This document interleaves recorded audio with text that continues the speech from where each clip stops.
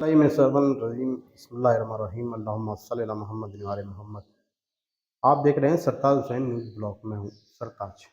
आज हम उम, उत्तर प्रदेश के नगर पंचायत सेतल में मौजूद हैं और हमारे सामने हैं क्या नाम है पूरा आपका? मेरा मुमताज़ अली रिजवी। मुमताज़ अली ज़ैदी जो आईटीबीपी में कार्यरत हैं। 2023 में सरकार की तरफ से इंस्पेक्टर बनाकर उनको जो हाजी लोग जाते हैं उनकी अ, देखभाल के लिए सरकार ने इनको भेजा था।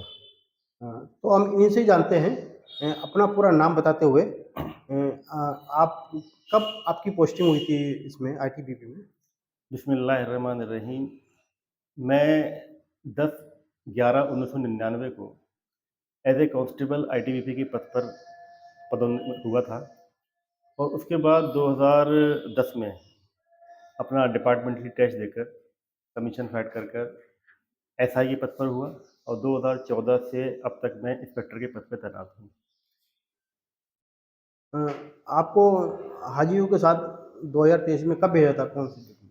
मैं पिछले साल 2023 में हज ड्यूटी के लिए मेरा चयन किया गया था सेंट्रल गवर्नमेंट की तरफ से, और जिसमें हालांकि इससे पहले भी मैं 2019 में जब मेरी पोस्टिंग सिक्किम में थी तब मैंने कलकत्ता में इसका इंटरव्यू दिया था, लेकिन कोरोना आने की वजह से वो हज कैंसिल हो गया था, जिस वजह से मैं नहीं जा पाया था। लेकिन ऊपर वाले का बहुत बहुत शुक्रिया अदा करता हूँ और साथ साथ अपनी आईटीबीपी का शुक्रिया अदा करता हूँ कि उन्होंने मुझे उस जगह पर पहुँचाया कि जहाँ पर हाजियों की खिदमत भी की गई, हज भी किया गया, उम्रा भी किया, और वहाँ पर दुआएं और मक्का मुकर्रमा और मदीने मस्जिद नबवी की सब जगह हुँ। अपना ज़ियारत की और उस मकाम पर पहुँचा जहाँ पर पहुँचना एक मुसलमान का सबसे बड़ा एक सपना होता है जी। कि कोई लोग पैसे की वजह से नहीं जा पाते, खर्चा होता है हज का 7-8 लाख रुपए, उम्रा का होता है, लेकिन ऊपर वाले ने ऐसी एक मैं ऊपर वाले का एक गिफ्ट समझता हूँ कि वहाँ पर उन्होंने ड्यूटी के ज़रिए मुझे वहाँ पर हाजियों की खिदमत के लिए भेजा और ड्यूटी भी को भी अंजाम दिया गया। ये सेंट्रल गवर्नमेंट का और ऊपर वाले का बहुत बड़ा शुक्रिया अदा करता हूँ मैं। अच्छा, जो हाजी लोग जाते हैं या उम्रा करने जाते हैं, कोई उनके अंदर क्या उनको कोई ट्रेनिंग लेना चाहिए क्या? ज़रूरी है? हाँ, ये चीज़ मैं आपसे ज़रूर कहना चाहूँगा क्योंकि मोस्टली मैंने ये देखा है वहाँ पर कि हम लोग हज करने या उम्रा करने तो यहाँ से जाते हैं, बट उनको उम्रा कैसे परफॉर्म करना है, क्या-क्या मतलब कितने अरकान होते हैं, मतलब बेसिकली उनको यही नहीं पता होता कि उम्रे के अरकान हैं क्या? जबकि ये चीज़ होना ज़रूरी है। तो मेरा कहने का मतलब ये है कि जो भी हमारी सेथल में कमेटियाँ हैं, जो मतलब पूरा अंदाज़े के ज़रिए अपना पूरा निकालती हैं, लोगों को भेजती है, अच्छी बात है, लेकिन सबसे बड़ी जो क्या है वो कमी ये है कि उन लोगों को ट्रेनिंग दी जाती है। और इसके अलावा भी, सेथल के अलावा भी अगर मैं पूरी मतलब अपने इंडिया की बात करूँ, तो जो हालाँकि मैं अभी इमिग्रेशन में हूँ एयरपोर्ट पे, आईजीआई एयरपोर्ट नई दिल्ली में। तो वहाँ पर जब हम लोग बैठे होते हैं तो उम्रा करने वाले लोग जाते हैं तो हम उनसे पूछते हैं कि क्या आपने उम्रा करने जा रहे हैं? कहते हैं यस। तो बोले तैयारी हो गई उम्रे की? हाँ, हो गई। तो बड़े-बड़े जवान लोग, बुज़ुर्ग लोग और यंग लोग 2-4 को छोड़ के, जिनको नॉलेज है उनको छोड़ के, उनसे पूछा जाता है कि भई हाँ, उम्रा में क्या पढ़ते हैं? कितने अरकान होते हैं? तो उनको पता नहीं होता है। पहले सीधा बोलते हैं तवाफ़ करेंगे जाके। तवाफ़ की दुआ क्या है? वो पता नहीं। उसके बाद क्या करना है? वो पता नहीं।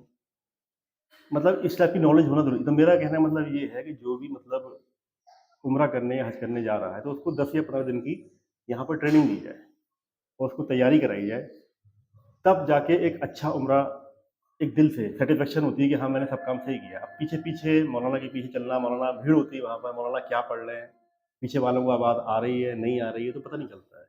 इसकी वजह से हम लोग खाली एक फ़ॉर्मेलिटी करके आते हैं। हालाँकि अल्लाह सबका हज उम्रा कबूल करे, लेकिन अपनी तरफ से सैटिस्फैक्शन होना ज़रूरी है कि मैं जिस काम के लिए गया था, क्या मैंने अपनी तरह सही किया? तो ट्रेनिंग देनी बहुत ज़रूरी है। तो ये कमी कैसे दूर की जा सकती है? कैसे होगी दूर? जब मैं हज करके उम्रा करके आया था तो मैंने ये प्लान किया था कि मैं अपनी माँ के नाम से, जो मेरी मरहूमा माँ अभी लास्ट ईयर उनका इंतकाल हो गया था, उनके नाम से कि एक नसरीन उम्रा वेलफेयर कमेटी के नाम से मैं एक ऑर्गेनाइजेशन स्टार्ट करूँ। उसमें फ्री ऑफ कॉस्ट जो अपने उम्रा करने लोग जाते हैं, उनको उम्रा और हज से पहले ट्रेनिंग दी जाए। हालाँकि ये प्लान था, लेकिन ड्यूटी की वजह से और कई जगह इधर-उधर पोस्टिंग होने की वजह से समय ना मिलने के कारण मैं अभी ये काम नहीं कर पाए, तो मैं जो भी सेतल के बुजुर्ग हैं, मौलाना हैं, उनसे भी ये एक रिक्वेस्ट करना चाहूँगा कि जो भी मतलब उम्रा करने जाते हैं या हज करने जाते हैं, उनको 8-10 दिन की पहले एक ट्रेनिंग दी जाए। और जब भी मैं भी अपने से कह रहा हूँ कि मेरे से भी कोई अगर नॉलेज जितनी मुझे आती है, उतना अगर कोई भी कभी भी कोई ट्रेनिंग लेना चाहे या कुछ भी जानकारी लेना चाहे वहाँ की सिक्योरिटी के बारे में, सेफ्टी के बारे में, और वहाँ कैसे जाना है, क्या करना है, क्या-क्या पढ़ना है, क्या-क्या होता है, कहाँ से खरीदारी करनी है। कई जगह हम लोग वहाँ पर जाके भी लुट जाते हैं। हम लोग समझते हैं कि हम यहाँ पर आ रखे हैं, वहाँ भी लूट है।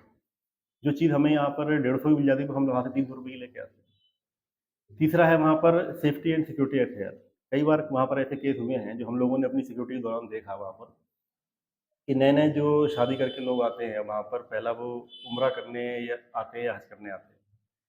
तो उसमें कई ड्राइवर वहाँ पर ऐसे केस हुए हैं कि मतलब जेंट्स उतर गया, औरत को लेके भाग गए, उसको साथ मतलब गलत काम करके उसको मार दिया गया है। ऐसे 2-4 केस वहाँ पर हुए हैं सऊदी अरब में। तो इसलिए वहाँ का रूल ये है कि जब भी आप वहाँ गाड़ी में बैठें, कार या कोई भी आपने हायर की है, अगर कोई कार हायर की है तो सबसे पहले आदमी बैठे, उसके बाद औरत को बिठा लें। क्योंकि जब गाड़ी से आप उतरेंगे तो सबसे पहले उतरेगी औरत, उसके बाद उतरेगा आदमी। तो हम लोग क्या करते हैं इंडियंस के अपने हिसाब से कि पहले औरतों को बिठा दिया, फिर आदमी खुद बैठता है। जब उतरता है तो आदमी पहले उतरता है, उसने बस अपना गेट बंद किया और उसको लेके 2-4 केस वहाँ पर ऐसे हुए, बाद में उनको मार दिया गया। तो इसकी भी ज़रूरी है। तीसरा शॉपिंग का है कि वहाँ पर जो मक्के के आस-पास जो शॉपर होते हैं, वो मतलब 99% तो चाइना का माल होता है वहाँ पर। और जो हमारे दिल्ली में अगर वही ₹100 मिल जाता है, वो हम वहाँ पर 250 का लेते हैं। तो इसलिए वहाँ पर जो मेन खरीदारी करना है, मेन जो गिफ्ट है, वो ज़मज़म और खजूरी है।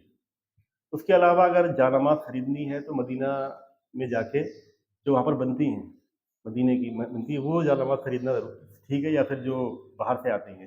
लेकिन चाइनीज़ मेड और इंडियन मेड तो हमारी सस्ती मिल जाती है। उसमें भी लोगों को कई बार मतलब ज़्यादा पेमेंट करना पड़ता है उस चक्कर में। ये भी एक बहुत एक ज़रूरी पॉइंट है कि उतैबिया वहाँ पर है, और एक वो है वहाँ पर, मतलब होलसेल मार्केट है, वहाँ सस्ता मिल जाता है सामान। तो उसकी नॉलेज होनी ज़रूरी है। तो अभी आप कहाँ पोस्टेड हो? अभी मैं ऑन डेपुटेशन इमिग्रेशन में आईजीआई एयरपोर्ट पे बीओआई में नई दिल्ली में हूँ, और वहीं पर मैं तैनात हूँ। एयरपोर्ट दिल्ली? नई दिल्ली टर्मिनल 3। अच्छा, अच्छा। तो इसके अलावा भी कोई दुश्वारियाँ आती हैं हज या उम्रा जी हाँ, जाने की? दुश्वारियाँ ये है कि हम लोगों की ज़्यादातर मेंटालिटी क्या होती है कि भाई बुढ़ापे में आके हम हज करेंगे या उम्रा करेंगे। तो वैसे तो हज जवानी का ही, क्योंकि हमने भी जब वहाँ पर हज किया तो वहाँ की जो परेशानियाँ हैं, वहाँ की जो दिक्कतें हैं, क्योंकि पैदल चलना पड़ता है बहुत, और चप्पल पहन के, मतलब वहाँ की जो गर्मी होती है, मतलब टेम्परेचर इतना हाई होता है, 40 से प्लस जाता है, 50 तक पहुँच जाता है। तो वहाँ पर पैर वैर सब जो मतलब होते हैं गर्म हो जाते हैं। तो बुजुर्ग आदमी, हालांकि अल्लाह का ऊपर रहम है वहाँ पर, लेकिन कई बार आपने लास्ट ईयर देखा भी, जो हज हुआ है 2024 में, कई लोगों की वहाँ पर मौत हो गई। सबसे ज़्यादा जो मतलब हाजी इस साल जो डेथ केस हुआ है वो इस साल हुआ है। हालांकि पिछले साल भी जो मैं ब्रांच अफसर था वहाँ का, मेरे अंडर ब्रांच नंबर 12 का मैं एएचओ था, असिस्टेंट हज ऑफिसर, जो कि एक कंपनी कमांडर रैंक का इंसान होता है। लेकिन वहाँ पर जो मुझे ड्यूटी परफॉर्म की गया तो मैं इंस्पेक्टर की उससे था, लेकिन जो ड्यूटी मुझे परफॉर्म की वो कंपनी कमांडर की थी, एएचओ, असिस्टेंट हज ऑफिसर।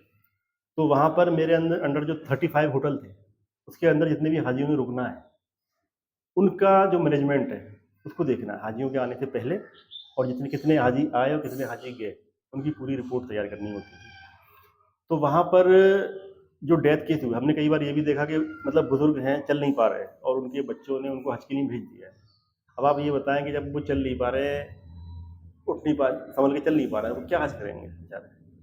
हमने फॉर्मेलिटी तो पूरी कर दी, तो कोशिश ये की जो मतलब ऐसे मतलब माँ बाप हैं जो मतलब चल नहीं पाते, कोशिश ये की जाए कि एक लड़का साथ में जाए, ताकि व्हील चेयर पे उनको तबाह केयर करा दे, टेकर। केयर केयर करने के लिए, क्योंकि वहाँ पर भीड़ सारे मतलब सफ़ेद लिबास में होते हैं। तो ज़रा सा भी अगर हाथ छूट गया तो वो मिलते नहीं है कहाँ है। हालांकि रिपोर्ट रिपोर्ट होती है कि भाई हमारा गुम हो गया, दूसरे दिन मिल जाते, जाते कहीं नहीं है। लेकिन एक अगर एक मतलब केयर टेकर साथ में हो, एक कोई लड़का, तो उनको व्हील चेयर पे बिठा के तवाफ करा सकता है आराम से। और अगर हज नहीं कर पाए तो उम्रा कराना तो बहुत ही ज़रूरी है। कि अगर हम आजकल हम फालतू चीज़ों में, कि बर्थडे है, कि ये है, वो है, उसमें 70-80 हज़ार रुपये या और चीज़ों में हम खर्च कर देते हैं। तो कोशिश ये कीजिए, अगर आप हज नहीं कर पा रहे हैं, अगर आपको पैसे की मतलब ज़रूरत है, गुंजाइश है, तो आप कम से कम उम्रा ज़रूर परफ़ॉर्म करें। तो 70-80 हज़ार में लगभग उम्रा हो जाता है। इस पे ध्यान देने की ज़रूरत है, ज़्यादा ज़रूरत है। अब बेटर लंबी हो जाएगी ना।